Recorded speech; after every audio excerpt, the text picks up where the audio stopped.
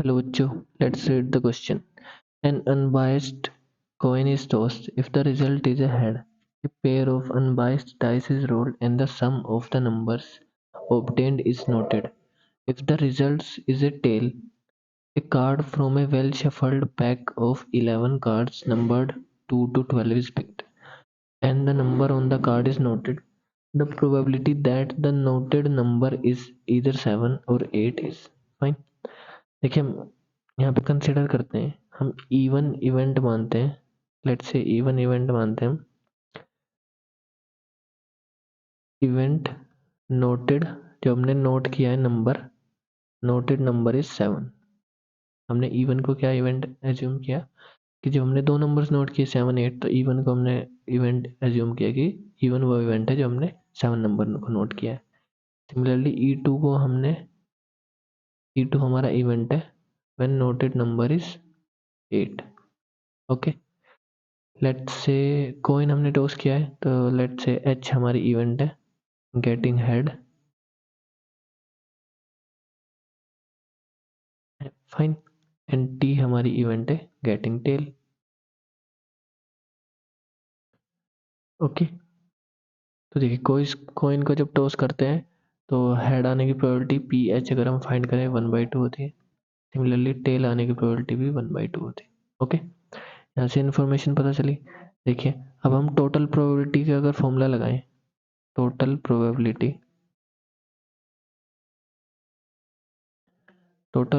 का फॉर्मूला लगाएं अगर, तो पी इवन का वैल्यू किसके इक्वल आएगा, that is event P even कौन सी इवेंट है when noted number is 7।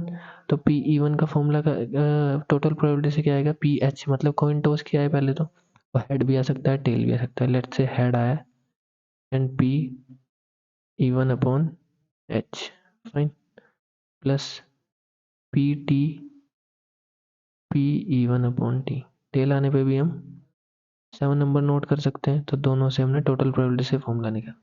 Similarly P E to के लिए हम लिख सकते हैं P H P E two upon H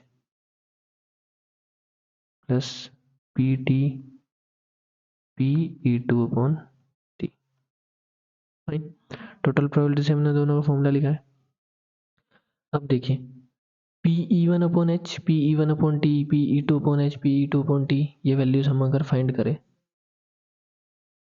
पहले हम फाइंड करते हैं P E one upon H. इसका मतलब क्या है इस प्रोबेबिलिटी का, देखिए probability of getting, even probability थी जो 7 नंबर नोट करना था, probability of getting a sum of 7 on dice, on 2 dice, 2 dice हमने थ्रो किए थे, fine, when head occurs, fine. Okay, देखिए क्या था, जब हेड आता था तो पेयर ऑफ अनबाइस्ड डाइस हम रोल करते थे उस केस में। तो हेड के केस में हमें पेयर ऑफ अनबाइस्ड दो रोल्स डाइस करने, दो डाइस रोल करने, उसके बाद जो भी नंबर आएगा उसको नोट करना है ऐड करके। तो नंबर इवन के लिए वो नंबर 7 होना चाहिए, तो इसके लिए फेवरेबल केसेस हम कैसे लिख सकते हैं,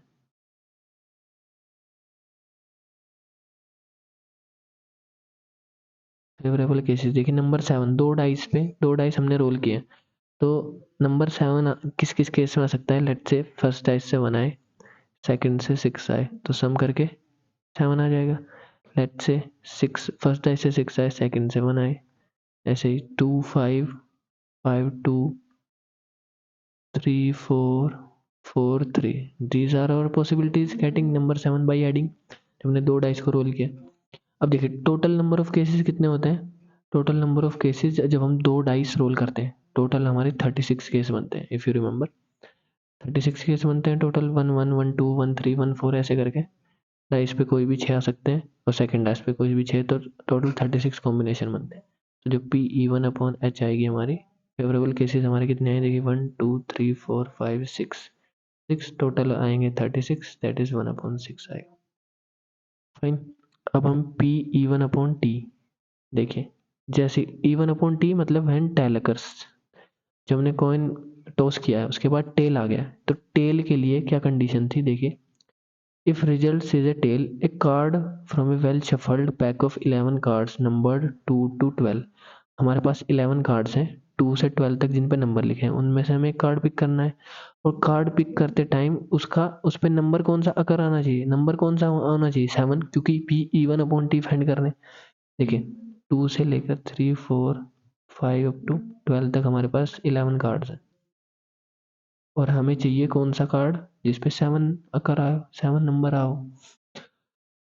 फाइन, ये कार्ड चाहिए तो इसकी प्रोबेबिलिटी क्या होगी, दैट इज एक कार्ड है ऐसा, टोटल 11 कार्ड्स हैं तो 1/11 होगी P E1 upon T. Fine, अब देखिए सिमिलरली इन सिमिलर फैशन हम फाइंड करते हैं P E2 upon H. E2 मतलब probability of getting a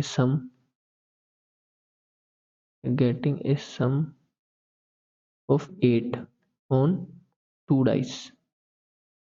fine, जब हमने 2 डाइस को रोल किया है, देखिए E2 प्रोबेबिलिटी, E2 कौन सी इवेंट है, E2 इवेंट है जब नंबर 8 आ रहा है हमारा, और E2 अपॉन एच मतलब जब हमने कोई टॉस किया तो हेड आ रहा है। हेड की कंडीशन में हमारा क्या था कि हमें 2 डाइस रोल करने और इस बार सम आना चाहिए 8। तो इसके लिए फेवरेबल केसेस अगर लिखें, देखिए ध्यान से, इसमें कंफ्यूज नहीं होना है आपको। फेवरेबल केसेस हमें पहले चेक करना है कि हमें E2 E1 किस इवेंट को फाइंड करना है, उसके बाद देखते हैं कि कॉइन टॉस कर रहे हैं तो हेड आ रहा है टेल आ रहा है, उसके बाद कंडीशन लगाएंगे। हेड आने के बाद हमें 2 डाइस रोल करने हैं, टेल आने के बाद हमें इन 11 कार्ड्स में से एक कार्ड पिक करना है। फाइन, तो देखिए हमें सम चाहिए 8, तो 8 हम किस किस कंडीशन से फाइंड कर सकते हैं, 2 डाइस हमने रोल किए हैं, लेट्स से 2 6 6 2 4 4, ऐसे भी हम 8 5 3, यहाँ से भी सम आएगा 8 3 5, यहाँ से भी सम आएगा। दीज आर और पॉसिबल केसेस। तो पी E2 अपॉन एच क्या आ जाएगा, टोटल नंबर ऑफ केसेस हमारे कितने आएंगे, फिर से 2 डाइस रोल करेंगे तो टोटल नंबर ऑफ केसेस आएंगे 36। बट हमारे काम के कितने हैं, यहाँ से 5 ही काम के हैं, क्योंकि इन्हीं का सम सिर्फ 8 आएगा, दैट इज 5 अपॉन 36। अब देखिए हम फाइंड करते हैं, let's say P E2 upon T. P E2 upon T का मतलब जब हमने कॉइन टॉस किया तो टेल आया, टेल आने के बाद हमें इन 11 कार्ड से कार्ड पिक करना है, बट जिसका नंबर क्या होना चाहिए, E2 कौन सी इवेंट है जिसमें नंबर 8 होना चाहिए, तो यहाँ पे भी 7 8 9 ऐसे कार्ड होंगे, तो 8 नंबर वाला भी सिर्फ एक ही कार्ड है, टोटल 11 कार्ड्स हैं, दैट इज 1/11 होगी ये प्रोबेबिलिटी।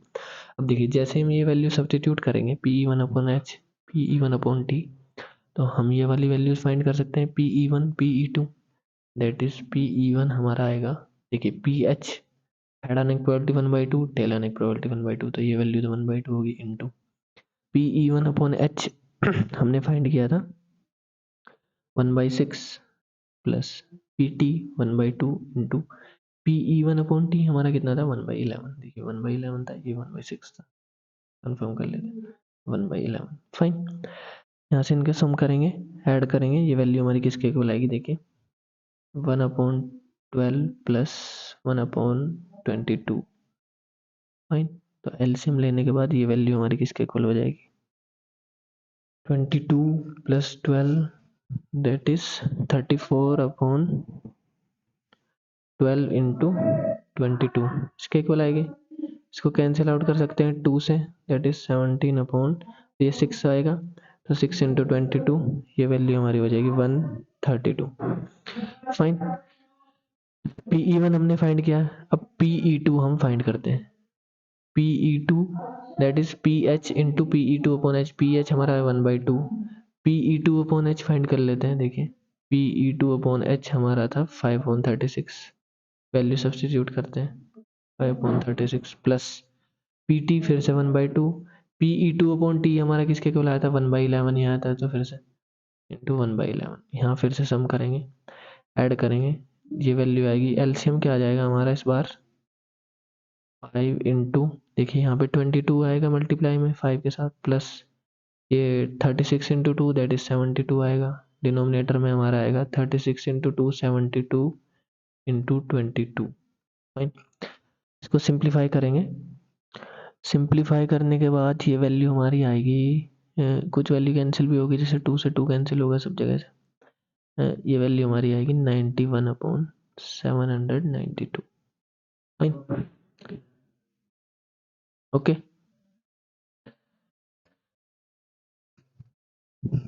नहीं? तो अब देखिए PE1 हमने फाइंड किया है, PE2 भी हमने फाइंड किया, इसको इसको एक बार सोल्व कर लेते हैं। देखिए 22 इंटू 5 110 प्लस 72 अपॉन, यहाँ से वैल्यू आएगी 72 इंटू 22, इनको ऐड करेंगे ये वैल्यू आएगी 182 upon 72 into 22। Fine, that is 2 से कैंसिल कर सकते हैं, ये वैल्यू आएगी 11, ये वैल्यू हमारी आएगी 91। That is finally we are getting 91 upon 72 की 11 में मल्टीप्लाई करेंगे, दैट इज 792। फाइन, तो देखिए अब हमारा जो फाइनल आंसर होगा, PE1 हमने फाइंड किया है, PE2 हमने फाइंड किया है, बट हमें बोला था probability that the noted number is either 7 और 8, या तो 7 होगा या 8 होगा, मतलब दोनों जो हमारी जो दोनों प्रोबेबिलिटी है, जो E1 E2 इवेंट है म्यूचुअली एक्सक्लूसिव इवेंट है। दैट मीन्स PE1 और E2 हमें फाइंड करना है फाइनली। ये किसके इक्वल होगा हमारा, PE1 plus PE2, that is PE1 देखिए किसके इक्वल आया, PE1 की वैल्यू हमारी आई थी 17 अपॉन 132 और ये वैल्यू आई है 91 upon 792, that is 17 upon 132 plus 91 upon 792। Fine, देखिए एलसीएम आ जाएगा 792 ही, यहाँ से 792 ही एलसीएम आ जाएगा, और ये शायद 4 टाइम्स आएगा। ओके 4 या 5 टाइम्स इनमें, नहीं 6 टाइम्स आएगा, यस। तो ये 17 इंटू 6 102 प्लस 91 हो जाएगा।